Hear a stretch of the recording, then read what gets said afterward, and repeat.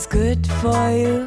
I'm empty-handed and I'm feeling blue, and I'm gonna dream till the day that I die.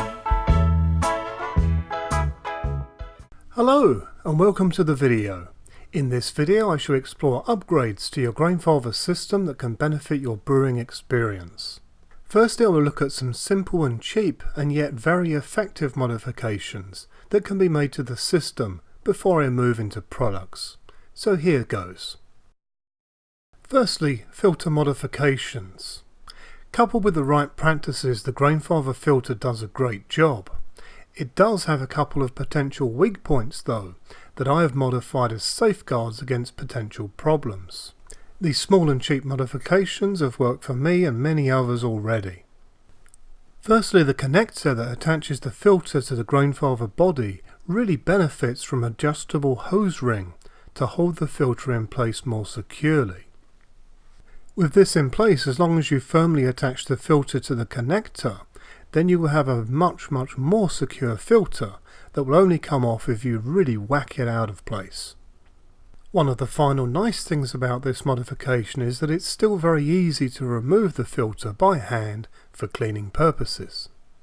Unfortunately, I cannot give you a size as my hose clamp came from a package, so I would suggest taking the connector with you to a hardware store and finding a hose clamp that fits. One very important point is to ensure that it is made from stainless steel. Screw it on tightly and you are done. There is no need to remove this part after this point. My other area of modification is the end cap on the filter. It is possible to knock this off, so I have wrapped the end of mine with 250 micron stainless steel flexible sheeting. If you use whole hops rather than pellets like I do, then a 300 micron sheet is recommended.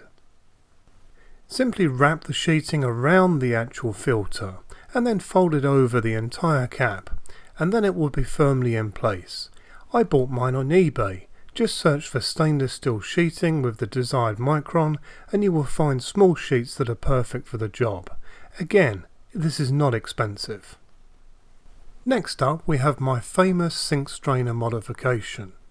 This modification is widely adopted by the Grainfather community and offers a way of filtering loose bits of grain out of your wort.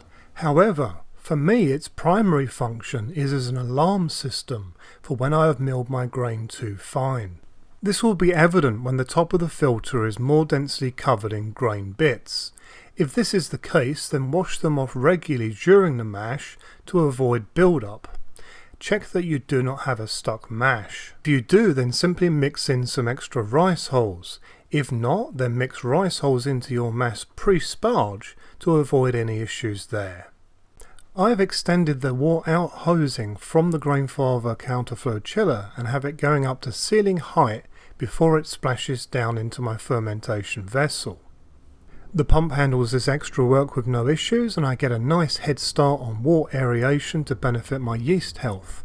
This also means that you can have this hosing correctly positioned above your fermenter on a hands-free basis while the wort is being transferred, which is very useful as you can be doing something more useful than holding a piece of hosing. Brew on a half pallet.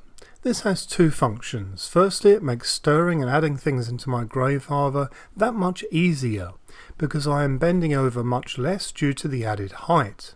This will benefit taller people more, of course.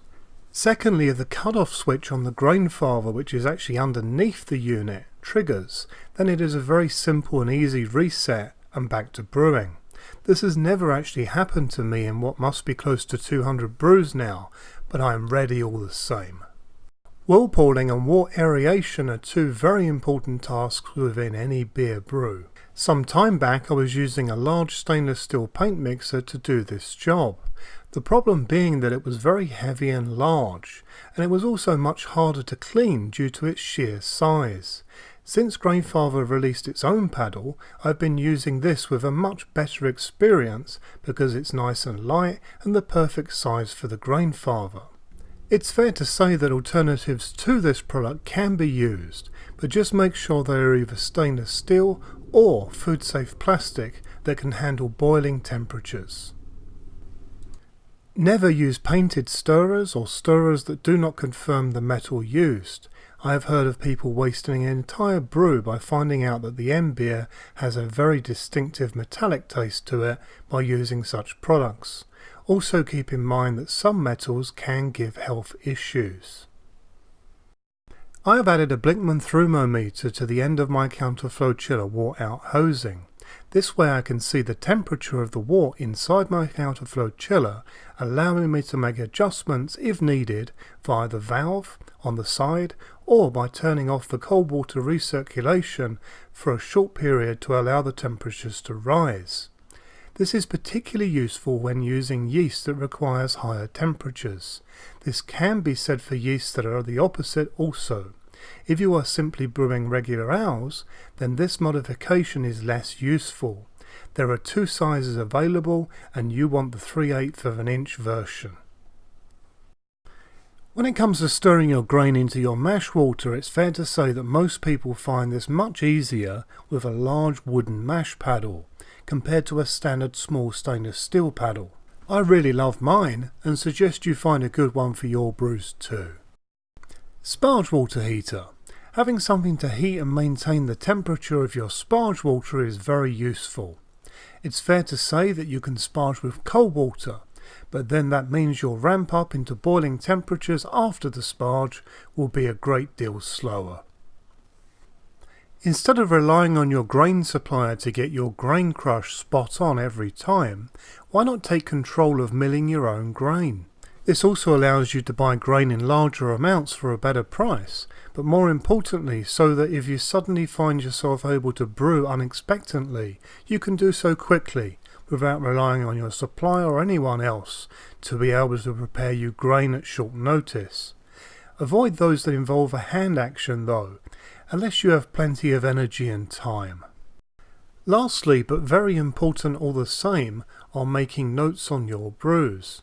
This can be electronic or otherwise. A notebook is an important tool for any brewer. Make as many notes as you can during a brew for future reference purposes. Even if this is only handy once in a blue moon, you will be thankful for its use. Personally, I use Microsoft OneNote for all of my note taking, but there are many apps like this. I have a section within the app for each of my recipes, and my notes only cease after a particular brew is taste tested fully and an action plan is made for improvements for the future of the recipe. This now concludes this video. I do hope that you found it to be useful, interesting and enjoyable. If you didn't enjoy it, then please do tell me why, and if you did, then the same goes. It's all well and good getting thumbs up and thumbs down on YouTube, but it's also important for content creators to understand what people do and do not like. Thank you. So if you did like this video, then please do like it on YouTube. This really helps me out and allows the videos to be seen by a wider audience on YouTube. I have always got a lot of new videos planned for the future, so if you are interested in seeing my new content, then please subscribe for future content. If you have any questions on anything that I have covered in this video or any other video, then please do not hesitate to get in touch with me via YouTube or Facebook. I'm a member of pretty much every Grainfather Facebook group and more. Happy brewing!